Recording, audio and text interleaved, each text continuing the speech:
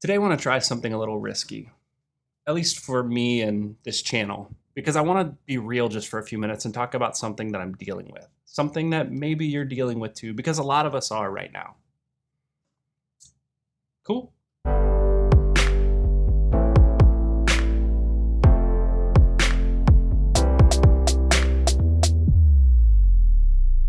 The thing I want to talk about today is uncertainty and how we handle it. Now, have you ever felt uncertain about something? Not like unsure if you should get the cheeseburger or the salad, because the answer, by the way, is always cheeseburger. But like really uncertain.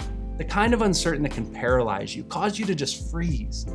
Maybe you felt that way last year when the world went into lockdown, and maybe you're feeling it again right now as COVID cases, maybe in your community, rise once again. Maybe you've been uncertain about your job or your marriage, your finances, or even your friendships. You see, I'm feeling a little bit of that right now. And don't get me wrong, my marriage is good, my family is good, my job is good. But despite all of that, for some reason, I have this growing sense of uncertainty welling up inside of me. For me, it's this tension of wanting to know what to let go of, what things to double down on, and what new things to pick up. If you've ever been in a similar spot, click the like button and leave a comment that says, I've been there.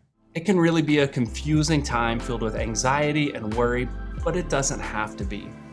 You see, I've been in this place before, not just once, but numerous times in my life. And I can't always say that those times weren't full of fear and anxiety, but what I've learned from those experiences is that when things feel uncertain to me, and it's hard to find God in the midst of it all, it's usually because He's inviting me on a new journey and I'm still looking in the wrong direction. It reminds me of a man named Abram in the book of Genesis. He was a man with a rich family heritage, loads of wealth, and relatively no worries in the world. He had everything going for him and lived a pretty comfortable life. But one day the Lord invited Abram on a journey. This wasn't just an invitation to a long weekend of backpacking in the mountains. This was a risk-taking, life-changing, all-or-nothing kind of journey he was being invited into, and he had no assurances of success other than trust in the one who extended the offer.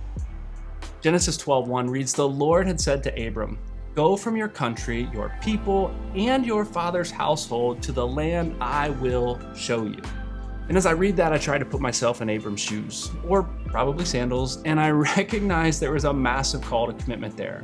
To leave behind friends, extended family, his land, his customs, and anything else that offered any sense of familiarity, and go. And with that call, there was a whole lot of uncertainty as well, because if you notice, that invitation didn't even include a clear destination. It was a call to move, a call to trust, and a promise that he would know it when he got there. So Abram counted the cost and made the hard decision to go. He knew the sacrifice would be great and there could be pain along the way, but he trusted that the payoff would be even greater. And as you continue to read the story, you soon discover that once Abram and his family arrived in the land of Canaan, God pulled him aside, put his arm around him, and told him this was it. This would be the land that his people would eventually settle in. Like Abram, I'm on a journey right now too, and I have no idea where it's going to lead. I don't know what I'm being called to leave behind, and I don't even know what I'm being called to. You see, everything in my life is going pretty well right now, but all I know to do in these instances is to follow Abram's lead. He had faith, he obeyed, and he started moving. He started taking steps in the direction the Lord was leading through the pain, through the uncertainty, and exercised discernment all along the way. I know that when I've done those things in the past, the Lord has always proven himself faithful and showed me the destination at just the right time, and it has always been worth the cost of the journey. So while the destination's not all that clear at the moment, the thing that is clear is that he continues to invite me forward, to trust his leading, and to keep my eyes open to recognize the destination when he's ready to show it to me. So I'm going to keep climbing. There are times he's asked me to sit and wait, but right now he's calling me to action. And so no matter how rocky or difficult it gets, I'll keep moving forward until he tells me I've arrived in the place he wants me to settle for a while. And when I get there, like Abram, I'll know it because I believe he will show me, as he's always been faithful to do, a clearer picture of what he has for me. So if you're in that place right now, let me encourage you by saying you're not alone.